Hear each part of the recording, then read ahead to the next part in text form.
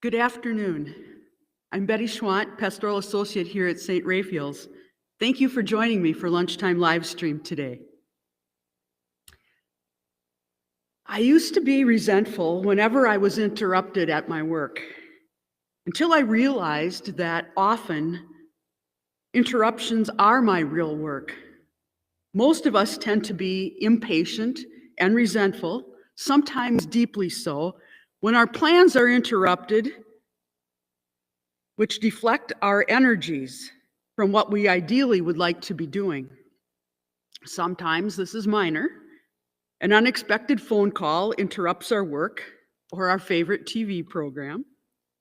Sometimes that interruption is major. An unwanted pregnancy interrupts our career, our education. Economic demands interrupt our desire to be an engineer, a writer, an artist. The demands of a family interrupt our opportunity for education, or to travel, or to do the type of hobbies and recreations we would so much like to be doing. Or the loss of health interrupts our career. Countless things, big and small, constantly derail our agendas, focus us to alter our plans, and sometimes killing our dreams and our goals. We may become resentful. If only this hadn't happened. My schooling is now on hold. My career has come to an end. Now I'll never have a chance to fulfill my dream. Some people say I'm a victim of circumstances. I've given in to the needs of others, and now I'll never get the chance to do what I really want to do. Sometimes, however, the opposite happens. Instead of resentment, there is gratitude. We realize that the interruptions, so unwelcome at the time, were really the blessing and far from derailing us off of our real agenda. They were the real agenda. We all know individuals or families where an unplanned pregnancy suddenly turns out derailing plans for travel or a new home or a career, and turns everything upside down. Initially, there is some bitterness. Later on, that unwanted interruption turns into a much wanted and loved child who creates a happiness in life that overshadows what might have resulted in any original plans that derailed that interruption. So what if we learn to experience interruption differently? Rather than viewing all outside interruption as the enemy of productivity and creativity, what if we have viewed our lives as a means of God's grace for the sake of another? If we open ourselves to embrace a theology of holy interruption, we can then usher in a newness and life that form our lives, our very selves. In the Gospel of Luke, Jesus tells the story of the Good Samaritan. A man is on his way from Jerusalem to Jericho. He was robbed, stripped, beaten, and left for dead on the side of the road. 3 people stop by. First, a priest, he walks by, pretends he doesn't see the man, and moves along. Second, a Levite. He ignores the man, which doesn't really look good for religious folks. And finally, a Samaritan walks by.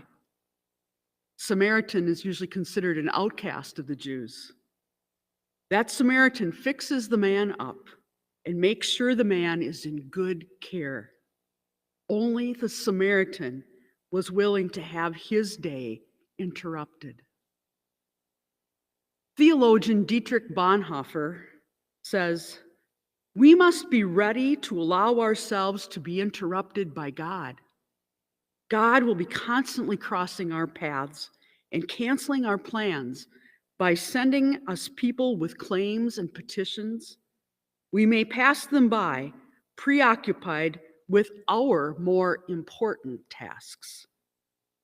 It is a strange fact that Christians frequently consider their work so important and urgent that they will not allow the needs of others to disturb them.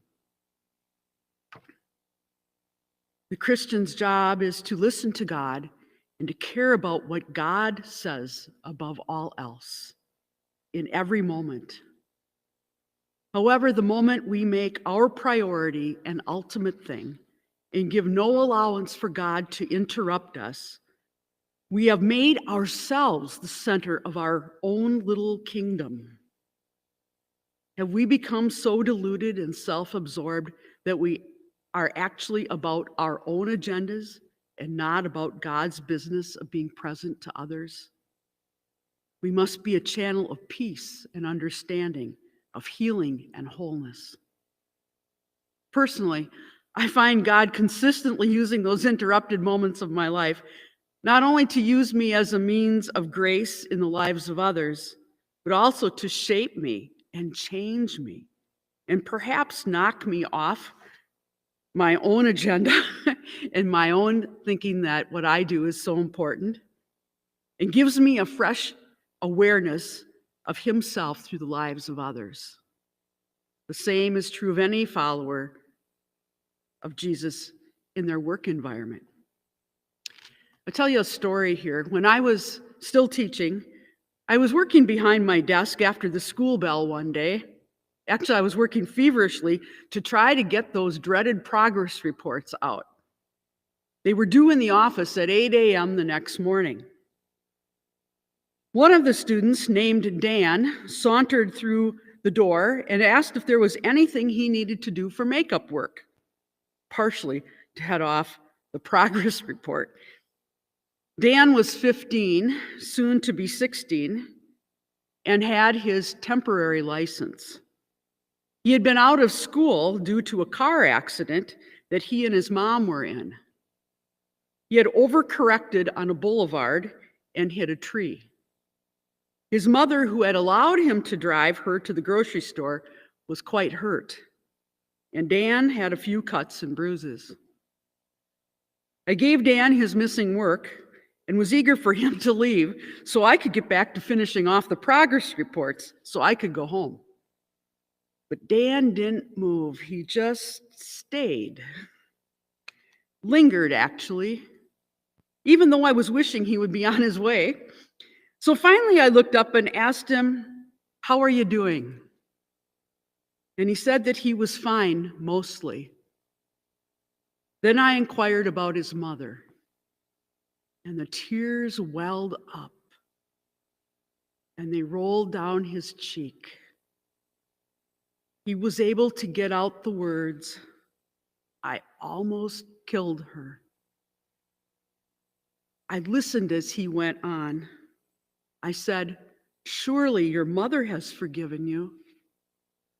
The tears continued to roll, and then I said, "You haven't forgiven yourself, have you?" He shook his head no. So we had a chat. He left, seemingly feeling better after we talked about it. And I nearly missed how important an interruption he was to my own agenda of progress reports. I'm rather humbled and ashamed.